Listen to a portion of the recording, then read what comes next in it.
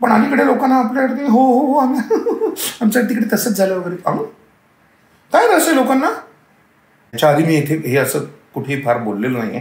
कदाचित ते बोललेलं संजय सुकांनाला आवडणारही नाही. पण इतकी वर्ष झाली, इतकी भांडणं झाली, म्हणजे दर वेळेला तुला आठवत असेल तर प्रतिमा कुलकर्णी कोणीही बोलत असलं तरी मला आणि रसिकाला चोरडायची की आनंद रसिका गप्प बसा. अगं तुझ्या मागे उभं होतो आम्ही काही नाही, पण आम्ही दोन आवडती मुलं होतो बघ. तुम्ही सगळे फार आवडते काही गप्प बस.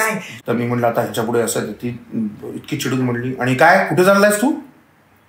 अजिबात जायचं नाही कुठे, माझा अधिकार आहे तो. घरात बॅग ठेवायची घरात ताबडतोब. तर हिंदी सिरियल मात्र मी कधीही केली. त्याचं कारण सांगतो तुला नंतर.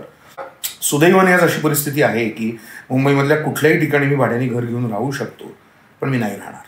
आता त्यांनी मला लाथ मारून काढल्याशिवाय, घरातनं काढल्याशिवाय मी आता काही जात नाही. त्यावेळेला अर्जुन रामपाल आणि आमचे डायरेक्टर असे यांची प्रचंड मदत झाली, प्रचंड मदत झाली. टॅलेंट काही आपल्या हातात नाहीये. वेळ पाळणं तर आपल्या हातात आहे. नाही वेळेत काही येत नाही.